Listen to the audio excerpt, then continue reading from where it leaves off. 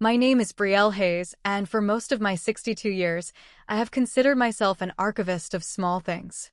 Not in a professional capacity, though I did spend 3 decades surrounded by the quiet dust of municipal records, but in a personal one. I am a keeper of memories pressed in the pages of books, of recipes handwritten on faded index cards, of the particular slant of afternoon light in a room where a life was lived. My late husband, Arthur, used to say I could find the story in a single, discarded button. It was a skill I cultivated, a way of making sense of the world after he was gone, leaving me to raise our daughter, Clara, on a librarian's modest salary and a heart full of carefully preserved moments. The needle slipped through the champagne-colored silk, a whisper against the profound silence of my small cottage. Each stitch was a prayer, a tiny, perfect anchor in a sea of fabric I had been navigating for 7 months. French seams, so the inside of the gown would be as beautiful as the out. A hand-rolled hem that had taken 3 weeks of evenings. Seed pearls, hundreds of them, sewn one by one in a spiraling pattern across the bodice until my fingertips were tender and my eyes burned under the warm glow of my sewing lamp. The dress, spread across my antique oak dining table, shimmered like captured starlight. The silk charmeuse had cost me a month of what I called my luxury budget, the funds for good coffee, new books, and the occasional trip to the coast, but it was a sacrifice made with a joyful heart for Clara's wedding day. At 62, my hands were not as swift as they had been when I sewed my own wedding dress from a bolt of discounted lace 40 years ago, but they were wiser. Each pleat held decades of muscle memory. Every dart was shaped by the ghosts of countless alterations I'd done for neighbors to make ends meet after Arthur's heart murmur finally stilled and left me with a 12-year-old girl to raise alone. This dress wasn't just fabric and thread. It was my love letter to my only child, a testament to a life spent weaving beauty from scarcity. The soft Portland morning light, filtered through the gray sky, painted silver squares across my kitchen floor as I wrapped the gown in acid-free tissue paper, the way my mother, a seamstress herself, had taught me to preserve precious things. My reflection in the hallway mirror showed a woman who had grown lean from years of stretching every dollar and every hope. But my eyes, the same shade of blue as Clara's, held the quiet satisfaction of a thing well made. Today, my daughter would see what her mother's hands had created in the silent, hopeful hours of countless nights. The Sentinel Hotel rose from the heart of downtown Portland like a monument to modern elegance, all glass and steel and minimalist grandeur. The valet parking alone cost more than I spent on groceries in a week. Clara had chosen this venue, or rather, her future mother-in-law, Eleanor Vance, had. Eleanor, a woman whose life was a series of seamless, expensive transactions, had waved away my offer to contribute to the cost of the flowers. "Oh, don't you worry your head about that, Brielle," she'd said, her smile as thin and sharp as a shard of ice. "We have it all quite under control." The implication was clear. My contribution would be inadequate, a wildflower in a hothouse of cultivated orchids. The bridal suite hummed with a frantic, expensive energy. Eleanor commanded a team of professional makeup artists with a case that likely cost more than my car, a hairstylist whose scissors moved with the detached precision of a surgeon, and a photographer orchestrating candid moments with the focus of a film director. Clara sat in the center of it all, a porcelain doll being painted and prodded, beautiful and unnervingly still. My daughter had always been lovely, but today she looked like a stranger, polished to a high sheen that reflected back only what others wished to see. "Mom," Clara's voice held that familiar tone, a delicate blend of need and preemptive disappointment. "You're here. Good. We're almost ready for the dress." I lifted the garment bag with a reverence I usually reserved for first edition books. 7 months of evenings after long days at the library archive. 7 months of saving, planning, and dreaming of this very moment, when my daughter would slip into a gown made by her mother's hands, a gown that held the entire story of our life together. "I brought the dress," I said, my voice softer than I'd intended, a quiet note in the room's chaotic symphony. Eleanor looked up from her position as general of the bridal forces, her gaze settling on my simple, protective garment bag like a hawk spotting a field mouse. "Oh, the dress you made," she said. "How very thoughtful." The word thoughtful was a silken glove covering a fist of condescension. I began to unzip the bag, my fingers trembling slightly, not from nerves, but from the sheer intensity of the love I had poured into every fiber. The silk emerged like liquid moonlight, and for a fleeting moment, the room fell silent. Even the photographer paused. "It's Clara," began, her eyes wide. She stopped searching. "It's very artisanal," Eleanor finished, stepping closer, her expression that of an appraiser examining potentially flawed goods. "The detail work is quite rustic, isn't it?" Rustic. 7 months of meticulous hand-sewn pearls and flawless French seems dismissed as rustic. I felt something quiet and profound shift inside my chest. A small, sturdy door clicking shut. "Clara, darling," Eleanor continued, her voice now honeyed with a false, pitying kindness. "Perhaps we should consider the backup option we discussed. The mzale from the boutique. It's more appropriate for the photographs, for the venue." Clara's eyes darted between the dress I'd made, the one shimmering on its hanger, and the woman who would soon be her mother-in-law. I watched my daughter, the girl whose scraped knees I'd bandaged and whose nightmares I'd chased away, weigh her choices like a merchant calculating profit and loss. And I saw the exact moment she chose the path of least resistance, the one that led away from me. "Mom," she said, her gaze not quite meeting mine. "I think maybe Eleanor's right. Maybe we should go with the other one." "This one is," she paused, fumbling for a word that wouldn't cut too deep, but the wound was already open. "It's just not quite right." The needle-sharp pain of that rejection pierced through 30 years of love and sacrifice. I folded the dress back into its tissue paper shroud, my movements careful and precise, the way an archivist handles a fragile document. I had learned long ago to handle disappointment with my dignity intact. "Of course, darling," I said, my voice steady. "Whatever makes you happy." I stepped into the hushed hallway, partly to give them privacy, but mostly to find a breath of air that wasn't thick with the scent of expensive hairspray and casual cruelty.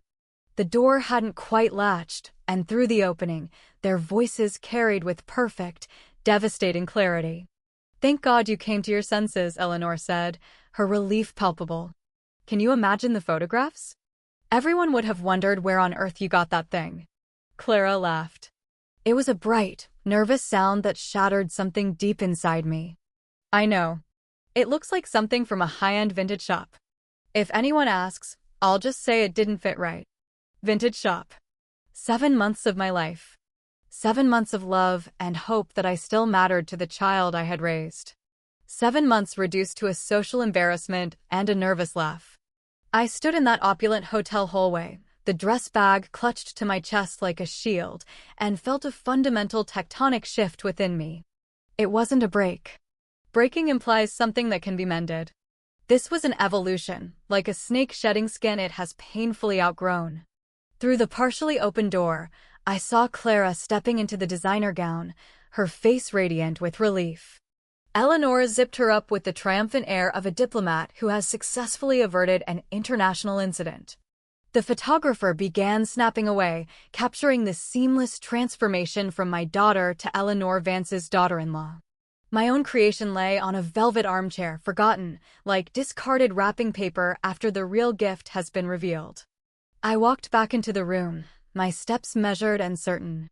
A decision had been made, not just by Clara, but by me. "I'm going to take this home," I said, lifting my dress with a newfound sense of purpose.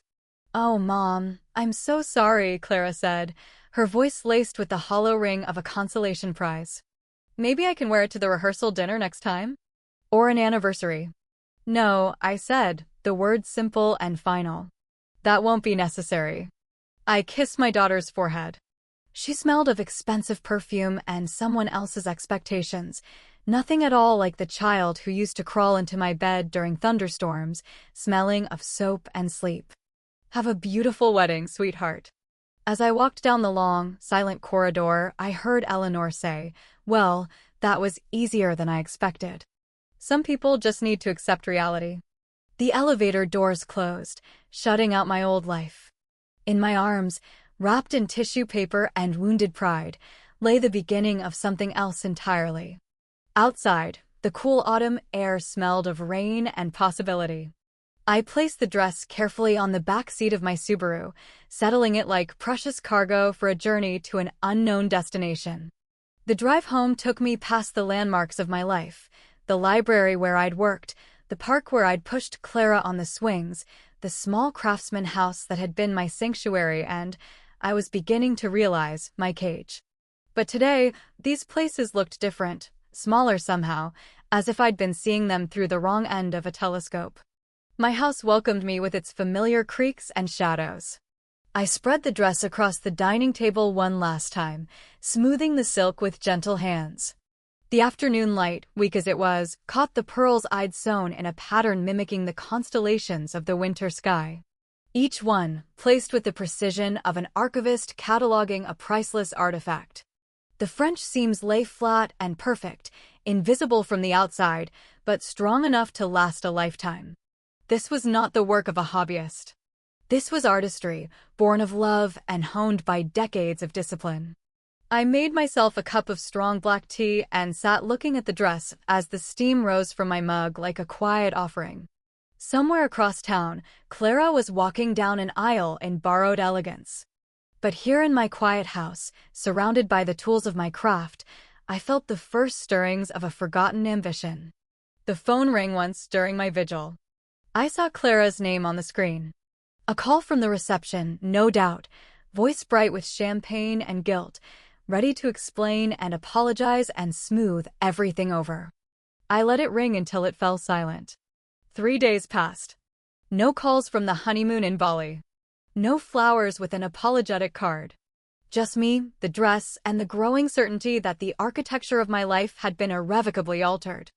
I began to study the gown with new eyes, not as a symbol of rejected love, but as evidence of a skill I had allowed to lie dormant.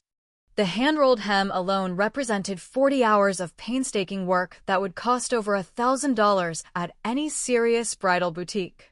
The bodice construction, with its complex internal corsetry, was couture-level tailoring. My mother's voice echoed from a distant memory.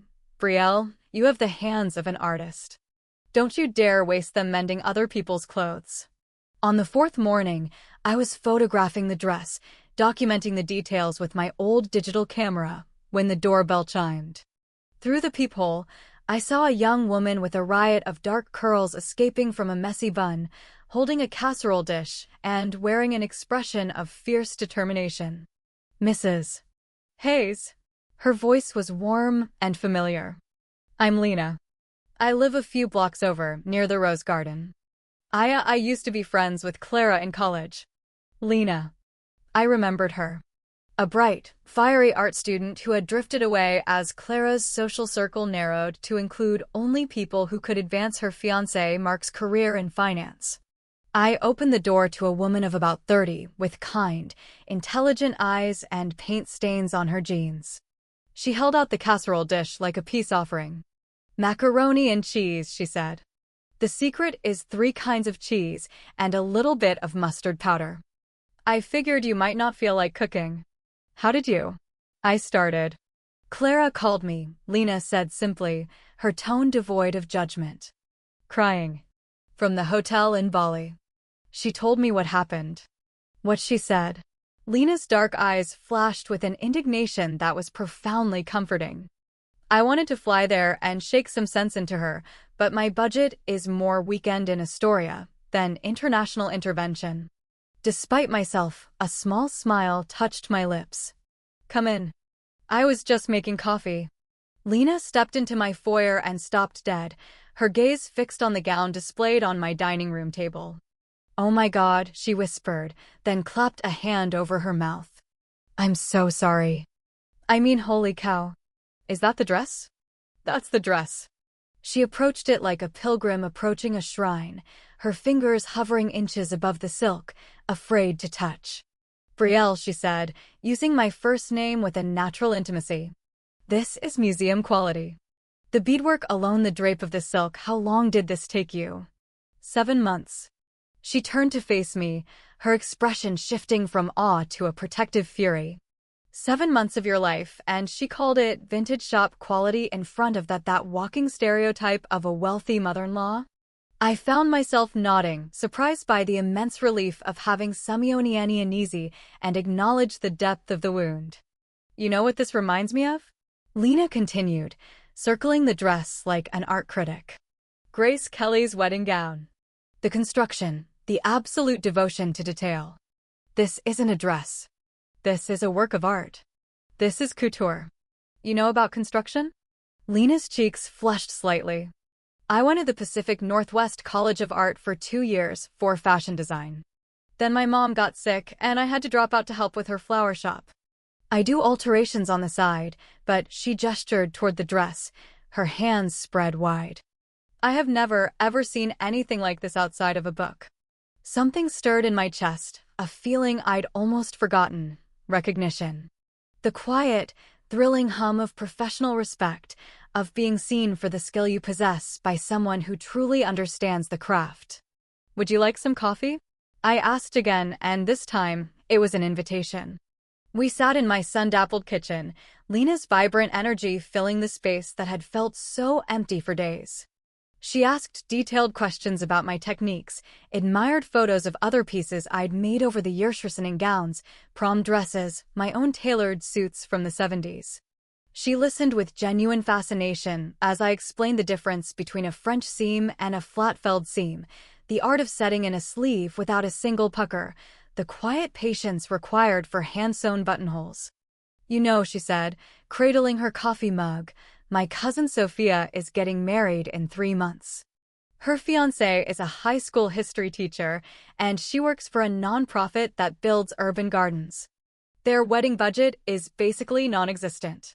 She's been looking at these awful polyester nightmares online for under $200 and crying about it for weeks. That's a difficult position to be in, I murmured, though I sensed this wasn't just a casual observation. She's about Clara's size, Lena continued, her tone deliberately casual. Maybe an inch taller, but with a similar build. The implication hung between us, a delicate bridge of possibility. I looked through the archway at the dress, remembering the weight of it in my arms as I carried it away from the hotel, a vessel of love that had never been filled. You think she would want to wear a rejected dress? I asked, the words tasting of my own lingering hurt. I think she would weep with gratitude to wear a dress this beautiful, Lena said firmly. Brielle, this isn't a rejected dress. This is a masterpiece that was offered to the wrong person. This dress would make Sophia feel like a queen. That afternoon, Lena brought Sophia to my cottage. Sophia was a woman with earth on her hands and light in her eyes.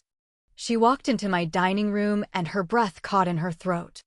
At 32, she had the kind of beauty that comes from living a life of purpose, with laugh lines earned from genuine joy and a posture of gentle strength. Mrs. Hayes, she whispered, her voice full of awe. Lena told me, but I didn't imagine. Did you really make this? I did, I said, my voice even. For Clara's wedding. I watched Sophia's face cycle through wonder, admiration, and then a flash of protective anger on my behalf. She didn't wear it. It wasn't a question. No. She chose something else. Sophia reached out a hand to touch the silk, then pulled it back as if she were unworthy. I can't. It's too much. It belongs in a wedding at the Sentinel, not a potluck in a public park. Sophia, I said, surprising myself with the firmness in my voice. This dress was made with love. It was meant to celebrate a marriage, to make someone feel cherished and beautiful on one of an important day of their life. That someone could be you. Lena nudged her cousin. Just try it on. For me. Try it on, I echoed. 20 minutes later, Sophia stood before the full-length mirror in my bedroom, transformed. The dress fit her as if it had been sculpted for her body. The champagne silk warmed her olive skin, and the pearlescent beads shimmered like tiny stars. It didn't just fit her form, it fit her spirit. Sophia's voice cracked. I look like a real bride. You look like yourself, I corrected gently. Just amplified. Lena pulled out her phone, her eyes shining. Hold still. I have to document this. The photo she took was magic. It captured Sophia's radiant, tear-streaked smile, the perfect drape of the silk, the way the dress seemed to bestow a quiet confidence upon her. In that image, she was everything a bride should be, a woman in love, wearing a dress made by someone who understood that love deserved to be celebrated with beauty and reverence. I don't know how to thank you, Sophia said, her mascara finally giving way. Wear it with joy, I told her. That is all the thanks I need. But Lena, it turned out, had other ideas. Actually, she said, a familiar, mischievous glint in her eye. I think we should post this. Lena, no, I started, but she was already typing on her phone. Just on my personal Instagram, she said. I have like 500 followers. Mostly artists and gardeners. What's the harm? She posted the photo with a caption that made my chest tighten with an unfamiliar, powerful emotion. Pride. Sometimes the universe course corrects. When your amazing cousin at Sophia Gardens needs a wedding dress and can't afford one, and your friend's mom happens to be a secret couture-level artist. This gown was handmade over 7 months by Brielle Hayes, a retired archivist who clearly missed her calling. Sophia is glowing, and this dress is proof that true artistry and love will always find their rightful home. Handmade couture, real artist, wedding dress, Portland artist, love us love. The response was immediate and utterly astonishing. Within hours, Lena's phone was buzzing nonstop with comments, shares, and direct messages. People wanted to know where they could commission work from Brielle Hayes. Brides-to-be were asking about pricing. Local designers and seamstresses reached out with messages of pure professional admiration. By the next morning, the post had been shared over 1,000 times. By the end of the week, it had gone viral in the Pacific Northwest artisan community, and Lena was fielding inquiries from Seattle, San Francisco, and even a boutique owner in Vancouver, British Columbia. Brielle, Lena said, arriving at my door a few days later with coffee, croissants, and an expression of barely contained chaos. I think we need to have a serious conversation about starting a business. I sat at my kitchen table, scrolling through a sea of comments praising my French seams and my exquisite beadwork, feeling as though someone had thrown open the shutters in a house I'd long kept dark. For decades, I had sewn for necessity, for love, for the quiet satisfaction of the craft itself. But this felt different. This felt like possibility. I don't know the first thing about running a business, I said, the protests sounding weak even to my own ears. But you know everything about making dresses that make women feel seen and celebrated, Lena countered, her eyes alight with conviction. That's the hard part. The business stuff? We can learn that. Together. Through my dining room window, I could see my neighbor, Mrs. Gable, tending to her prize-winning roses, the same variety she'd planted every year for 2 decades. Safe. Predictable. Beautiful, but unchanging. A week ago, I had been on my own predictable orbit. Retired librarian. Grieving widow. Discarded mother. Woman whose best years were assumed to be behind her. Now, Sophia's joyful face smiled back at me from Lena's phone, and strangers were asking to pay me for the skills I had nearly allowed to be buried in silence and hurt feelings. What exactly are you suggesting? I asked, my heart beating a little faster. Lena's grin could have powered the entire city block. I'm suggesting we create a space for your art. I'm suggesting we build a brand around what you do. I'm suggesting we remind the world that the most profound artistry doesn't always hang in galleries. Sometimes, it sits in a quiet cottage in Portland, creating magic one stitch at a time. She paused, her expression turning serious. I'm suggesting we call it Storycloth Atelier. Outside, Mrs. Gable finished her pruning and went back inside her tidy, predictable house. But inside mine, surrounded by the scent of coffee and the hum of a world suddenly paying attention, I felt the first, thrilling stirrings of freedom. The Channel 7 news feature aired on a Tuesday evening in late October, 6 months after Clara's wedding. I watched it from the small, sunlit storefront we had leased in the Pearl District, a space that smelled of fresh paint, new beginnings, and brewing coffee. Lena sat beside me on a vintage sofa we'd found at an estate sale, providing a running commentary that made me laugh until my sides ached. "Look at you, Brielle," she exclaimed as my televised self, surprisingly poised, explained the intricate process of hand-sewing lace appliques. "You look like you were born to do this." On screen, I demonstrated the beadwork on Sophia's dress, which had become the centerpiece of our new portfolio, while the reporter, a kind-faced woman named Sarah Chen, narrated my story. The woman in the interview looked confident, passionate, and utterly absorbed in her craft. She didn't look like someone's forgotten mother or a retired librarian filling her empty hours. She looked like an artist. Brielle Hayes' story is a testament to second acts. Sarah's voiceover concluded over footage of Sophia's sun-drenched wedding in the park. The dress flowed like liquid starlight as she danced with her new husband, her face radiant with a joy that had nothing to do with expensive venues and everything to do with love celebrated authentically. After a lifetime of quiet creation, she has partnered with designer Lena Rossi to launch Storycloth Atelier, a boutique specializing in custom clothing that tells a story. With a waiting list that now extends well into next year, it seems Portland has fallen in love with a story of its own. Lena's phone started ringing before the credits finished rolling. Our new business line, which we'd installed only a week prior, lit up immediately after.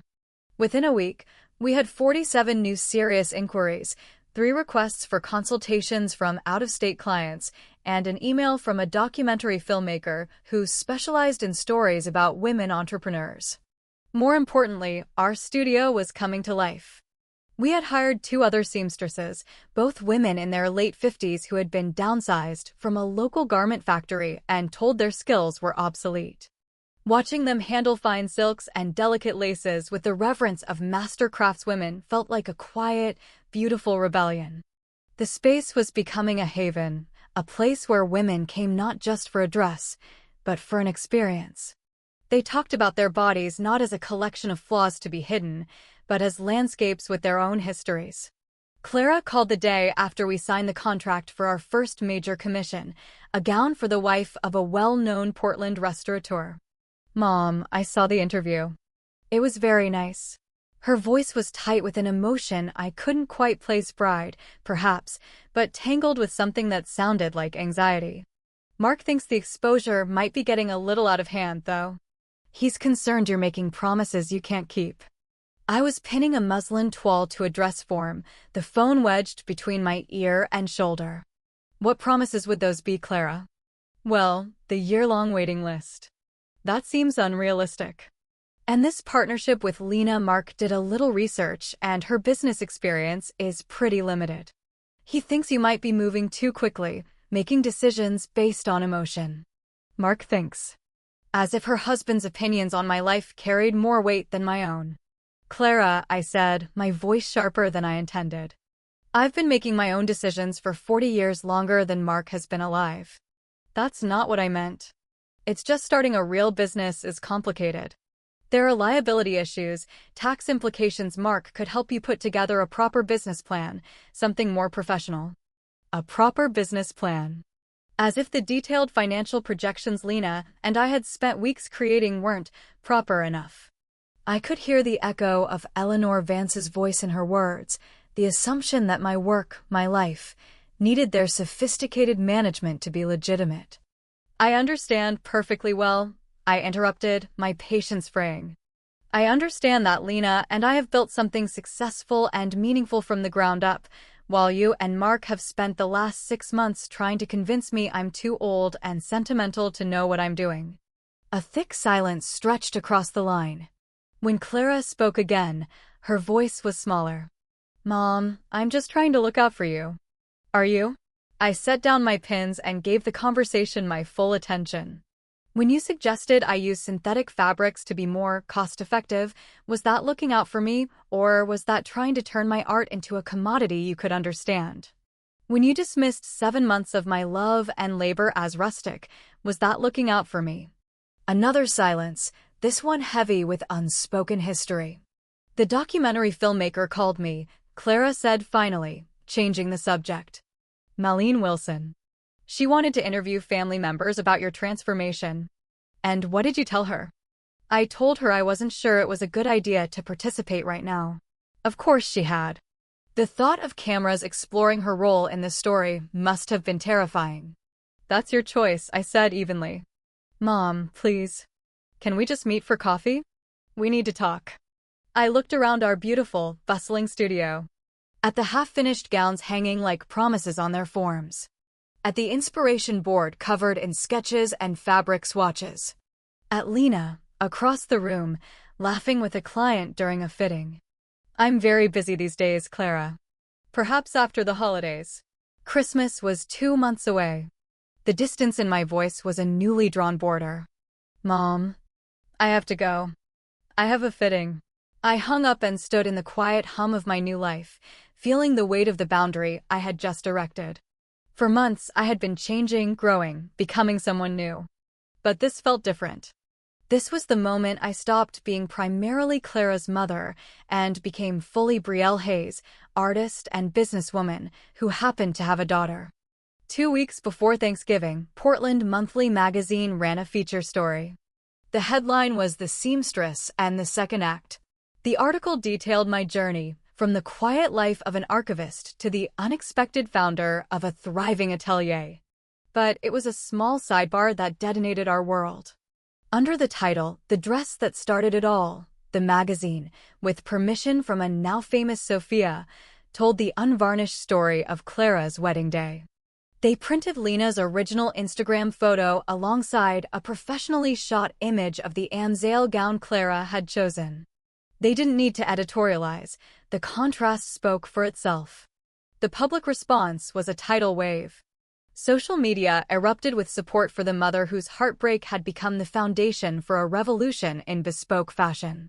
Story Cloth Atelier began trending locally. Fashion bloggers wrote think pieces on ageism in creative fields and the inherent value of handmade craftsmanship. Orders poured in from women who specifically mentioned wanting to support a business that honored, rather than dismissed, the artistry of a mother's generation. Lena found me in the studio on the 3rd day of the media storm, sitting at my sewing machine with tears streaming down my face as I meticulously hemmed a silk blouse. "Brielle, what's wrong?" she asked, her own face alight with the thrill of our success. "This is incredible publicity. We're booked solid through next year." "I know," I said, wiping my eyes with the back of my hand. "That's not why I'm crying." "Then why?" I set down my needle and turned to face her, the truth of it finally clear in my own mind. Because when Clara was born, all I ever wanted was to be the kind of mother she would be proud of. I worked, I saved, I sacrificed every personal luxury to give her the advantages I never had. And somewhere along the way, I forgot that she was supposed to be proud of me too. Lena sat beside me on the small stool, her expression thoughtful. "You know what I think," she said softly. "I think you did raise her to be proud." But somewhere along the way, she learned the wrong definition of pride. She thought it was about having a mother who is convenient and conventional. She didn't understand that the greatest pride is in having a mother who is brave enough to become exactly who she was always meant to be. Outside our studio windows, the November rain painted abstract patterns on the glass. Inside, surrounded by the tools of my trade and the evidence of dreams made manifest, I realized that Clara's opinion, once the sun around which my entire world orbited, had become just one voice among many. And for the first time in my life, it wasn't the loudest one in the room. The first snow of December fell on a Thursday, dusting the city in a blanket of quiet white. It was the same day Clara finally came to the atelier. I spotted her through the large plate glass window, standing on the sidewalk across the street, a solitary figure in an expensive black wool coat. For a full 10 minutes, she just stood there, watching the life incident consulting with a client, Lena organizing bolts of fabric, our 2 seamstresses working diligently at their machines. She looked like a tourist studying a foreign culture. When my client left, Clara finally crossed the street, pushing open the glass door with a soft chime. Her eyes swept the room, taking in the gleaming hardwood floors, the elegant fitting rooms, the gallery wall of our work. "Mom." Her voice was a whisper. "Clara." She moved through the studio like someone in a dream, her fingers lightly brushing a bolt of velvet. She stopped at the main cutting table, where the pattern pieces for a New Year's Eve gown lay on a swath of silver silk lame. I saw her recognize the quality of the fabric, the complexity of the pattern, the sheer skill it represented. "It's beautiful," she said. "Thank you." The magazine article, she stopped, swallowed. I didn't know they were going to write about the wedding dress. About what I said. I continued pinning a dart, my movement steady. "What did you think would happen, Clara? Did you think that moment of dismissal would simply vanish into the air?" I was nervous. Eleanor was being Eleanor. I wasn't thinking. "You were thinking clearly enough to laugh," I said, not with anger, but with a quiet finality. The words landed between us like dropped shears. Clara flinched. "I've apologized for that. I called you. I sent flowers." "You sent flowers to assuage your own guilt," I corrected gently. "You never once asked how I felt. You never acknowledged what that dress represented, not just to me, but for me." Her composure finally cracked. "So, what am I supposed to do? You're my mother. Aren't you supposed to forgive me?" The question hung in the air, a breathtaking display of the entitlement I had unwittingly fostered for 3 decades. The assumption that my forgiveness was her right, an unconditional resource for her to draw upon whenever she made a withdrawal of cruelty. "Clara," I said, my voice soft but unyielding. "Forgiveness isn't a maternal obligation. It's a response to genuine remorse and changed behavior. And being my mother doesn't mean my dignity is a disposable commodity. So you'll never forgive me? I'm supposed to pay for one mistake for the rest of my life." This wasn't one mistake. I gestured to the gallery wall, to the photos of Sophia, of the lawyer who'd survived cancer, of the 70-year-old grandmother who'd wept with joy at seeing herself look elegant and powerful. This was the culmination of years. Years of you treating my life as smaller than yours. Years of you being vaguely embarrassed by my quiet existence. The dress was just the moment the pattern became too obvious to ignore. Tears welled in her eyes. "I don't know how to fix this." "Maybe it doesn't need to be fixed in the way you think," I said. "Maybe it just needs to be what it is. A new pattern." Lena returned then, her arms full of sketches, her face bright with cold air and excitement. She stopped short when she saw Clara, her expression shifting to a careful, professional neutrality. "Clara," she said politely. "Nice to see you." "Lena," Clara replied, her voice stiff. "I see the business is doing well." "Better than well," Lena said, her pride in what we'd built radiating from her. "We just got an inquiry from a costume designer for a prestige TV series. And Malene Wilson's documentary, The Seamstress, just got a distribution deal with a major streaming platform. It's coming out on Valentine's Day." I watched Clara process this, her face a mask of complex emotions. This wasn't her mother's little hobby anymore. This was a real, formidable success, a story being told on a national stage, a story in which she was, inevitably, the antagonist. "I should go," she said abruptly. "You're busy." "Clara," I said, stopping her at the door. "I want you to understand something. I don't hate you. I don't wish you ill. But I no longer need your approval or your management or your version of forgiveness." "So where does that leave us?" she asked, her voice raw. I looked at this woman, my daughter, and saw her with a painful, liberating clarity. "It leaves us as 2 adults who are related. If you want more than that, you'll have to earn it. Not with apologies, but with actions. With respect for the woman I have become." She nodded slowly, a single tear tracing a path through her perfect makeup. Then she turned and walked out the door, back into the snow-swept street. I watched her go, not with anger, not with triumph, but with a quiet, settled peace. The old pattern was broken. The story had changed. That evening I sat in the small, cozy apartment Lena and I now rented above the atelier. The walls were covered with our sketches, and on my desk was a single framed photograph, Sophia, at her wedding, radiant in the dress that had been rejected, the dress that had set me free. My phone buzzed. A text from Malene Wilson. "Just saw the final cut. It's beautiful, Brielle. You're an inspiration." Outside my window, The city lights sparkled against the snow. Somewhere across town, Clara was living the life she had chosen. And I was here, living mine. In the morning, I would begin work on a new gown for a new client with her own story to tell. I threaded a needle with silver silk, and as the needle made its first, perfect stitch, I knew, with a certainty that warmed me to my bones, that I was finally weaving a pattern of my own design.